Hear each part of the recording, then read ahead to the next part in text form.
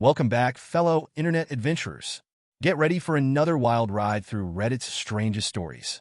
We're diving deep into the internet's quirkiest corners. Grab your popcorn and join us on this adventure. Don't forget to hit subscribe and like. Let's get started. I used to be one of those naive people who believed that most individuals were honest and kind by default because that's how I tried to be. These days, I've become a bit more skeptical and less gullible, although I still have moments where I'm overly generous and end up being taken advantage of. It often shatters my faith in humanity, but occasionally something or someone comes along that restores it, even if just a little. When it comes to being a major pushover, I was much worse when I was younger. Now, at 31, looking back on when I was 22, fresh out of college with a computer science degree, I remember meeting and falling in love with Sabrina. She's 4 years older than me and was also studying at the same university, pursuing an English degree with the goal of eventually obtaining an MFA in writing and teaching at a college. Despite our different backgrounds and interests, we connected really well. Sabrina is originally from Greece and lived there until she was 10, whereas I immigrated from Japan to the USA specifically for college. I have to give credit to Sabrina for helping my English skills improve a lot. I also picked up some Greek from her, although it's interesting that she never really bothered to learn any Japanese. We started dating seriously for a whole year, and after just 2 months, we became exclusive. Looking back, I realized that I've always allowed myself to be pushed into relationships throughout my life. Even as a teenager, if a girl showed interest in me, I would date her just because it seemed like the polite and nice thing to do. While I genuinely like Sabrina, I now realize years later that she essentially pressured me into the relationship as well. Once I completed my degree, I quickly landed a job as a software developer and earned a good salary. Sabrina was finishing her BA in English and worked at a clothing store in a shopping mall. Call me a sucker or just a nice guy. Take your pick. I let her move into my apartment practically rent-free. She supposedly would contribute by paying for groceries, but since we ate out most nights, she didn't really contribute financially. She claimed to cover her schooling expenses through scholarships, and I had no reason to doubt her. After she graduated, she actually proposed to me. Growing up, I always believed that men were supposed to propose to women, but I thought, well, this is the USA, and things are different here. My parents, who live in Japan, but came to America for the wedding, initially hesitated when I told them I was marrying someone from a different race. However, Sabrina managed to charm them as well. Whenever I spoke about her, I portrayed her in a positive light since my parents don't speak English. I translated a lot for them, and Sabrina deserves credit for that. On the other hand, Sabrina's Greek-American parents were very open-minded and had no issue with their daughter marrying a younger Japanese man. Speaking of parents, when we started dating, I mentioned to Sabrina that some of my distant relatives had fought for Imperial Japan during World War II, and a few of them even perished in kamikaze missions. I also shared with her that I've been practicing judo throughout my life, which was true. I didn't bring it up to brag or appear edgy. I simply answered her questions about my past and hobbies. In response, she assured me that there was nothing to be ashamed of and proceeded to tell me a detailed account of how her father, as a mafia enforcer, had dealt with someone in Greece. To avoid prosecution, he had to change his name and flee to the USA with his wife and child. This happened during the early stages of our relationship, when we weren't yet serious. And I believe Sabrina shared this story to make herself seem more impressive and gain my genuine admiration. On a personal level, she's about as tough as a wardrobe from Abercrombie and Fitch. But soon after we became a serious couple, Sabrina brought up the whole "my dad was a mafia hitman" story again, only to confess that she was just trying to impress me. She admitted that she did it because she didn't expect our relationship to last long, and it was her way of trying to score points. I was a bit nervous and wanted you to like me. Kind of a weird flex, but okay. I accepted it and didn't think about it much after that. Moving ahead a couple of years, I thought our marriage was going well. We had a daughter named Katie, and I bought us a house. Well, not entirely, just a down payment with a monthly mortgage. I also took care of paying off Sabrina's student loans. It turns out the whole scholarship thing was a made-up story. Looking back, this should have been a major red flag about her honesty. After being a homemaker for some time, Sabrina suddenly tells me she wants to pursue a Master of Fine Arts, MFA degree. Unfortunately, she didn't get accepted into any nearby universities because her undergraduate GPA was too low. However, she did manage to get into a private for-profit university that would overlook her low cumulative GPA of 2.3. The catch?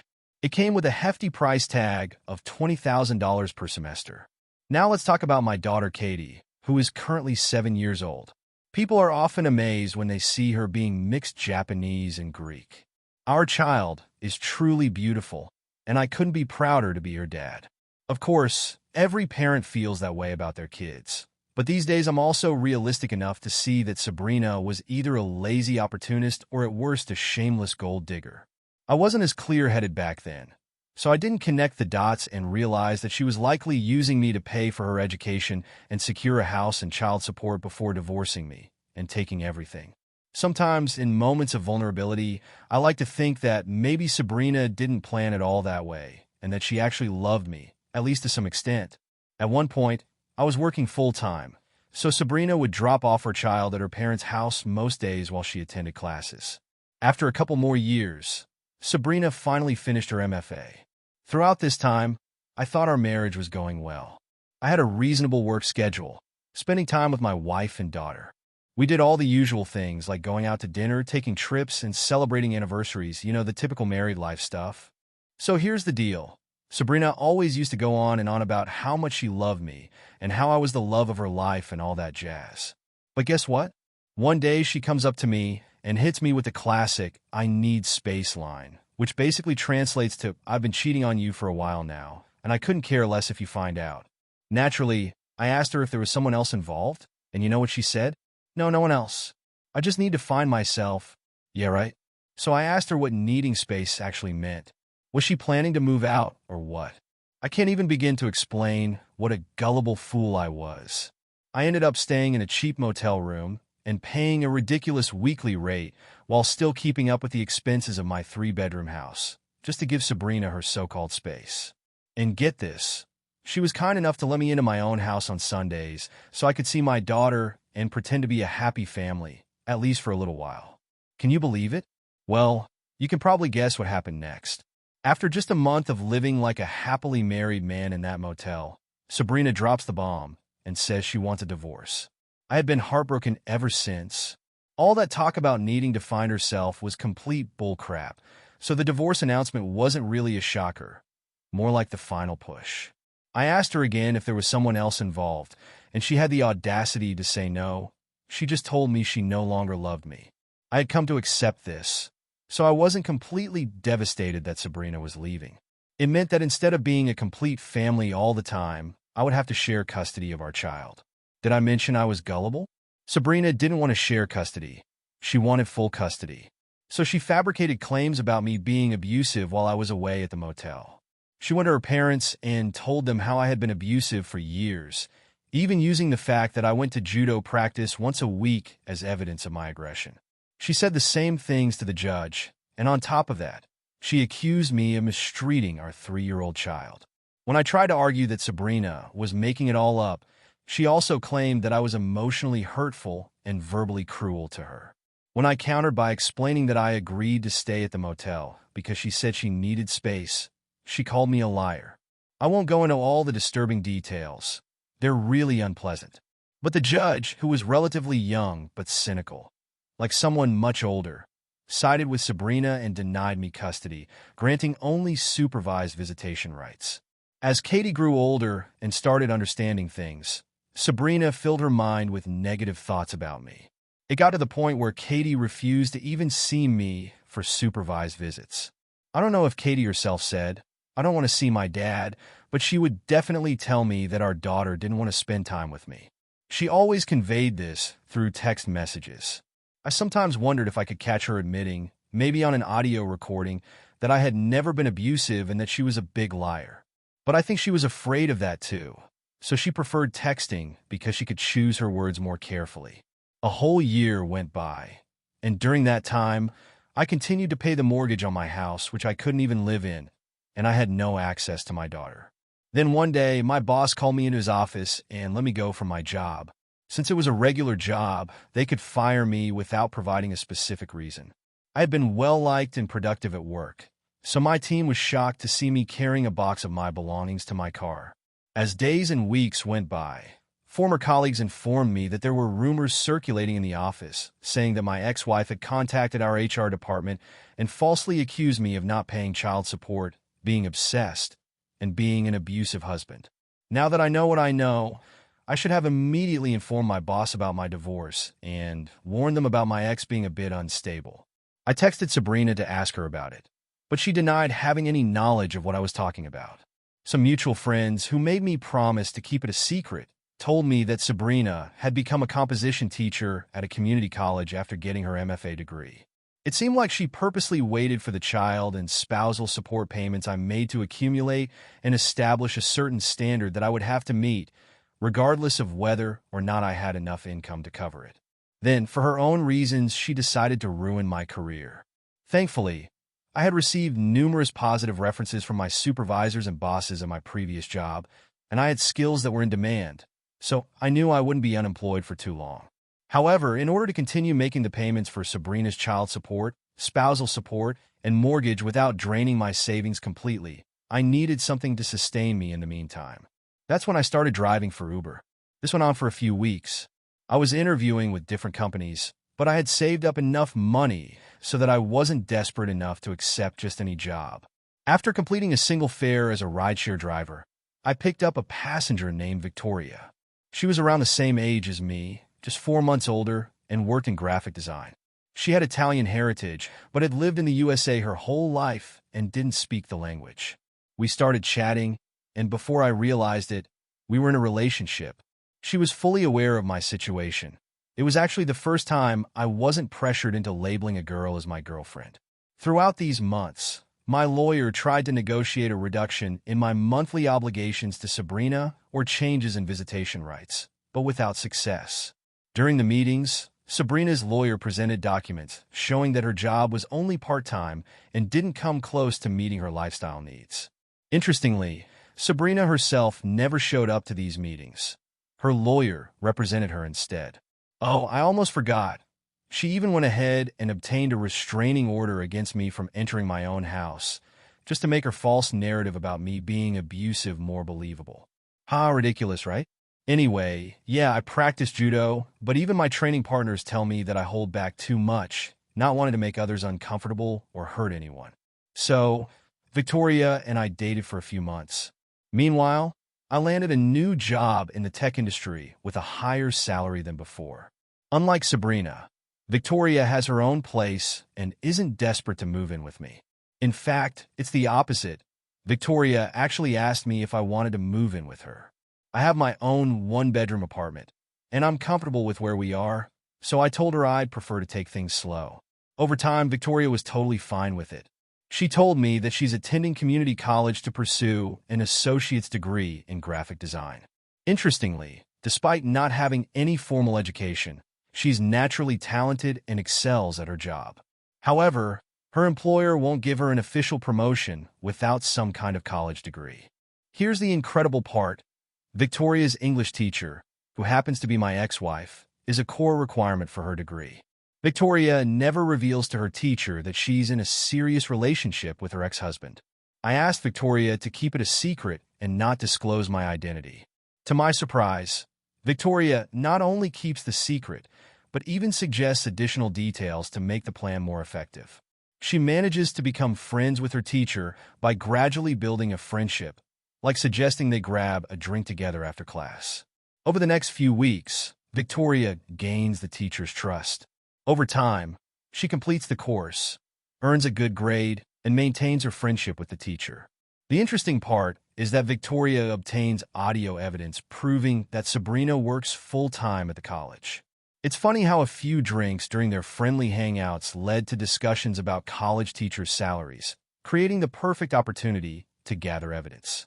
When someone thinks you're their friend and trusts you, it's amazing what kind of information can come up. They continued their routine of having drinks after evening classes, and Victoria also manages to capture Sabrina mocking her ex-husband for working as an Uber driver on record. He has a master's degree in computer science, but works as a taxi driver. Quite ironic, huh? Gradually, Victoria managed to capture Sabrina on audio, where she admitted to being a liar. Victoria played along by pretending to make fun of pathetic exes and feeling superior to them. Victoria successfully recorded Sabrina confessing that her ex-husband was actually a harmless and timid person, like a nerdy character from The Simpsons named Ned Flanders. However, Sabrina also imitated my Japanese accent in an ignorant and offensive way, making inappropriate sounds like ching and chom. A couple of days later, she said, "So, this weakling never even touched you or your daughter?" Victoria responded, "Oh my God, no. I would beat him up. Trust me." Sabrina then added, "If you provoke me, you'll regret it. And if he ever tried to harm our daughter, I would do something drastic like poisoning him."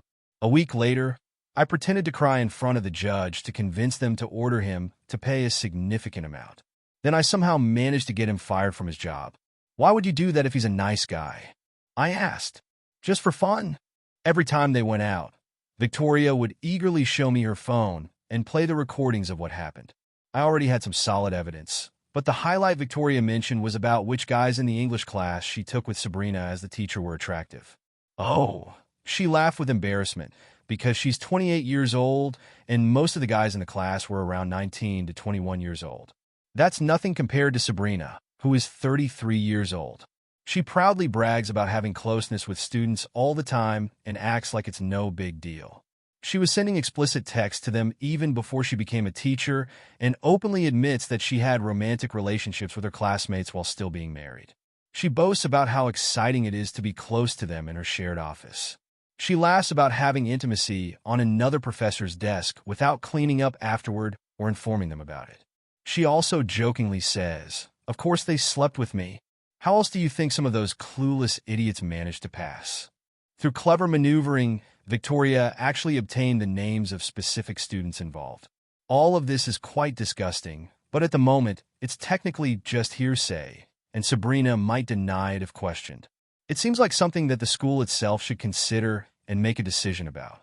Meanwhile, Victoria has earned her associate's degree and received a promotion at work. She manages to arrange a meeting with one of the school's top administrators to discuss an urgent matter and presents him with the recordings as evidence. She is thanked for bringing it to their attention and assured that they will take action. The part of the recordings that caught my attention the most was when Sabrina boasted about bringing students to her house and having intimacy with them while Katie was present, even doing pills with them in her own home. I didn't waste any time playing nice with lawyers. I immediately shared the recordings with my lawyer. But before that, I called the police. The aftermath was intense. Sabrina got fired from her job, had her degrees revoked due to academic dishonesty, and is now banned from teaching. The students who were subpoenaed for questioning weren't expelled, but they were strongly warned to keep any romantic meetings off campus and away from school employees. During a search of Sabrina's house, the police discovered pills, which led to serious consequences. Sabrina lost custody of our daughter, gave up alimony on her home, and is currently serving an 8-year prison sentence for possession, child endangerment, perjury, and making false police reports. With good behavior, she might get out in 5 years, but she will never have custody of Katie again. On the bright side, Katie is doing well. She loves Victoria and me, and she's back home with us. She's a smart, happy, and wonderful little girl. I also found out that Sabrina's parents played a major role in me losing custody by lying under oath about me mistreating my wife and daughter. So, I decided to pay a little visit to the police and shared some information about a murder that happened about 25 years ago. This led to the police getting in touch with the FBI and Greek authorities. Justice was served. Now Victoria and I are happily married. We live together in our home with our daughter, and we are excitedly expecting a son in the fall. My parents can't speak English yet, but Victoria is learning a lot of Japanese, and I am too.